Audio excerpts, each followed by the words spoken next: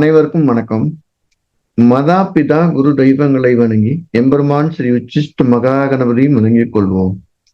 அனைவருக்கும் நீண்ட ஆயுள், நிறைந்த செல்வம், உயர்ந்த புகழ், மெய்ஞானம், பேரறிவு, பிரபஞ்ச அறிவு, பிரசன்ன ஞானம் அனைத்தும் பெருமையோடு கிடைக்கட்டும்.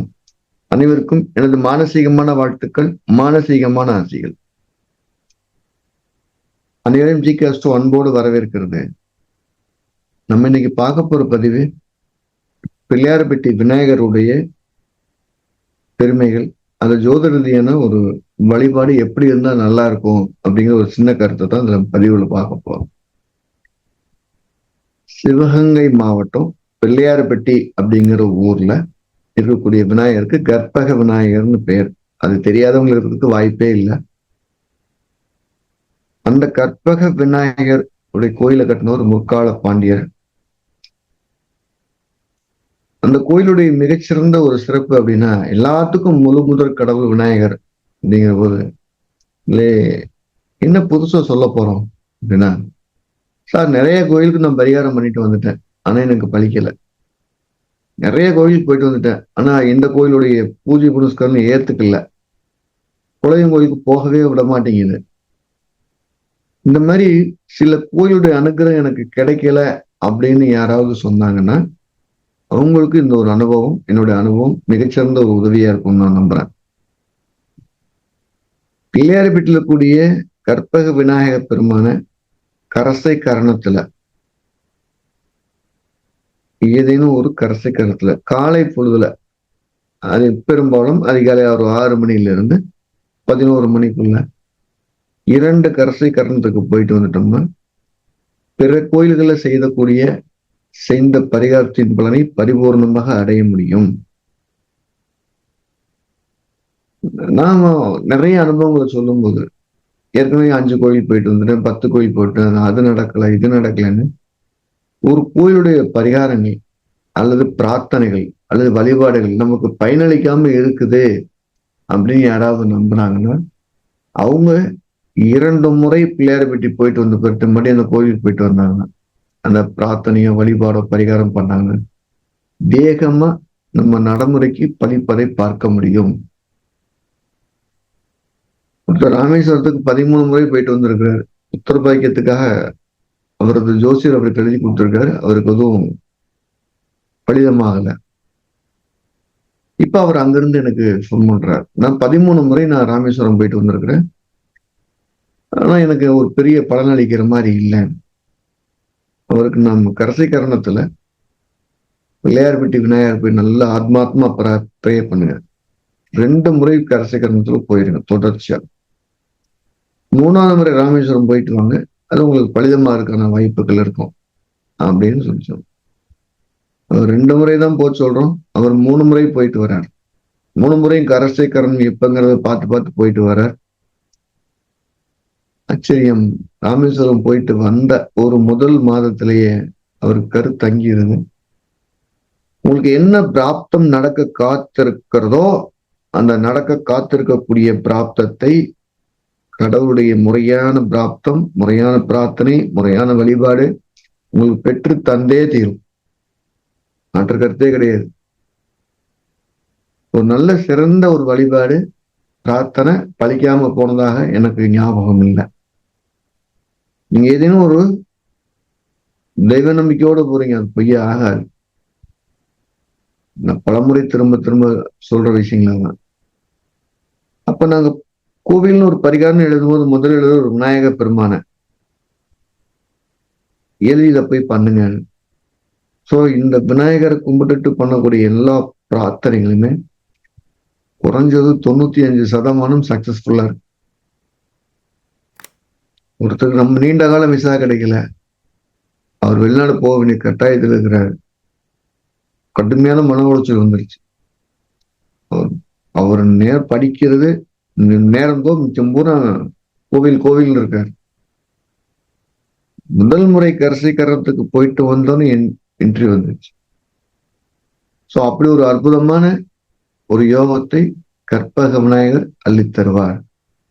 உங்க ஜாதகத்துல நடக்கணும்னு இருக்கக்கூடிய ஒரு விதியை தாமதப்படுத்தாமல் வேகமாக நடத்தி தரக்கூடிய முதன்மை கடவுள் அப்படின்னு என்னால உறுதியை சொல்ல முடியும். ஒரு அற்புதமான வேலை செய்யுங்க சார். கரசைக்காரன் நம்ம போக முடியல, வேற ஏதாவது ஒண்ணு சொன்னா 2வது இடத்துல இருக்கிறது வெள்ளிக்கிழமை. வெள்ளிக்கிழமை போயிட்டு வரலாம். எப்ப போனாலும் கொஞ்சம் அருகம்புல்லோட கொஞ்சம் கதம்ப பூவோட கொண்டு பகவான் கொடுத்துட்டு மனப்பூர்வமா சரணடைங்க.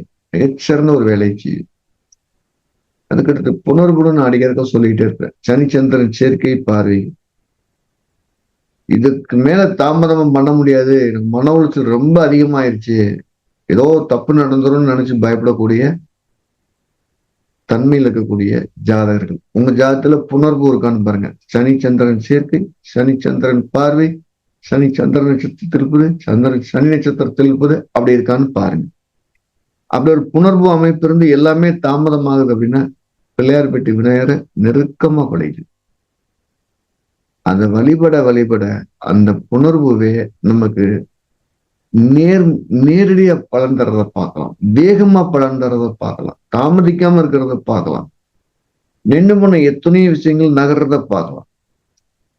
பிற கிரக அமைப்புகள்னால ஒரு சம்பவம் தாமதமாகுது அப்படின்னா பிள்ளையார்பட்டி விநாயகம் அந்த தாமதத்தின் தடையை குறைக்கும். 20 முறை போனா நடக்குங்கிறத ஒரு 2 முறை போனாலும் நடக்க வச்சோம். அந்த தாமதத்தை இல்லையேன்னு பண்ணாது, அந்த தாமதத்தோட வேகத்தை குறைக்கும். இது ஒண்ணு. வக்ர கிரகங்கள் ஒரு பலனை தடை செய்யாது, தாமதப்படுத்தும். ஒரு புணர்வு மாதிரி அதுவும் தாமதப்படுத்தும்.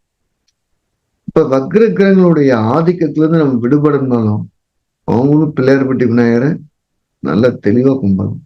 அது மிகச்சிறந்த ஒரு புண்ணியத்தை, மிகச்சிறந்த ஒரு ஈடுபாடு அது கொடுக்கும். இது ஒரு சின்ன உதாரணத்தை சொல்லுவோம். ஒருத்தருக்கு 3 கிரகங்கள் வக்ரமா இருக்கு. தன் மனைவியோட ஒரு சரியான ஒரு வாழ்க்கையை அவர் வாழல, அதனால மனைவியை பிரிஞ்சு வரல, நம்பிக்கையோட காத்திருக்கிறார். 2 பேத்துக்குள்ள சண்டையும் இல்லை, 2 பேத்துக்குள்ள ஒரு பெரிய நெருக்கமும் இல்லை, ஒரு ஃப்ரெண்ட்லி மாதிரி உங்க வாழ்க்கை போயிட்டு இருக்கு. ஒரு கணவன் மனைவியை தாண்டி வெறும் நட்போட மட்டும் போயிட்டு இருக்கு. அந்த குடும்பத்தை சார்ந்த பெரியவர்கள் எல்லாருமே சேர்ந்து ஒரு முறை பிள்ளையாரை விட்டு போய் நமஸ்காரம் பண்ணிட்டு வரும்போது தன்னுடைய வாழ்க்கையுடைய நோக்கம் என்ன அப்படின்னு பிடிபட்டதா அவர் சொல்றார். 2 பேர் கணவன் மனைவி 2 பேர் சிறப்பா வாழ்ந்துட்டு இருக்காங்க. இப்ப 2வது குழந்தைக்கு நாள் குறிக்கப்பட்டிருக்கு. ஸோ அப்படி ஒரு யோகத்தை தெளிவாச்சு. என்னுடைய அனுபவத்துல பிள்ளையார்பட்டி கற்பக விநாயகர் 2-3 முக்கியமான வேலை செய்யறாங்க. நமக்கு நடக்க இருக்கக்கூடிய ஒரு பலனை மேலும் தாமதப்படுத்தாமல் வாங்கி தருவதில் முன்னிலை வைக்கிறார். புணர்வு கிரக அமைப்பு இருந்து கடுமையா தாமதமாகனா அதுலயும் பிள்ளையார்பட்டி விநாயகர் வழிபாடு கொஞ்சம் வேகப்படுத்துது. வக்ரக்கிரகங்கள் தர வேண்டிய நற்பலன்களை வேகப்படுத்தி வாங்கி தராங்க. எந்த நாள்ல வழிபடுவது? கிழமைன்னு எடுத்தா வெள்ளிக்கிழமை. அதை விட சிறப்பு கரசை கரணத்துல பகல் பொழுதுல மத்தியானத்துக்குள்ள காலையிலிருந்து 12 மணிக்குள்ள அருகம்புழும் கதம்பம் கொடுத்து நமஸ்காரம் பண்ணி வழிபட்டு தீபம் ஏற்றிட்டு வர்றது சாலச்சலம். கோயிலுக்கு போனீங்கன்னா போனோன்னு குடுன்னு ஓடி வராம ஒரு மணி நேரமாவது கோயில இருங்க. அந்த வைப்ரேஷன் உடம்புல இருக்கட்டும். அது ஒரு சிறந்த ஒரு ரசாயன மாற்றத்தை நமக்கு ஏற்படுத்தும் அப்படின்னு நான் நம்புறேன். என்னோட அனுபவமும் கூட. ஸோ இது பயன்படுத்தி பார்த்துட்டு சொல்லுங்க. நம்ம ஜிகேஸ்டோ என்ன பண்ணிட்டு இருக்கோம்னா, ஜோதிடம் சார்ந்த கருத்துக்களை எல்லாத்துக்கும் போய் சேரணும், ஜோதிடமும் எல்லாத்துக்கும் போய் சேரணும் அப்படின்னு தொடர்ந்து நம்ம பேசிக்கிட்டே வரோம். அப்படி ஜோதிடம் படிக்கணும் விருப்பம் இருக்குங்க, அப்புறம் ஜனவரி 9ஆம் தேதி ஆன்லைன்ல ஜிகேஸ்டோட ஜோதிட அடிப்படை வகுப்பு நடக்க காத்திருக்குது. படிக்க விருப்பம் இருக்கவங்க கீழே இருக்கிற நம்பருக்கு பதிவு செய்து படிச்சுக்கலாம். ஜோதிடம் படிக்கிறதுனால என்ன சார் நடக்க போகுது? ஏற்கனவே உங்களுக்கு எடுக்கக்கூடிய முடிவெடுக்கும் திறன், யோசிக்கும் திறன் கட்டாயம் அதிகரிக்கும். கோபம் குறையும். நம்ம என்ன செய்யணும் என்ன செய்யக்கூடாதுன்னு புள்ளி வரும். நம்மளோட அற்புதமான வித்தையை எல்லாரும் கத்துக்கணும்னு விரும்புறேன். படிக்க விருப்பம் இருக்கவங்க கீழே இருக்கிற நம்பர்ல பதிவு செய்து முன்பதிவு செய்து சேர்ந்துக்கலாம். மீண்டும் அடுத்த பதிவுல சந்திப்போம்.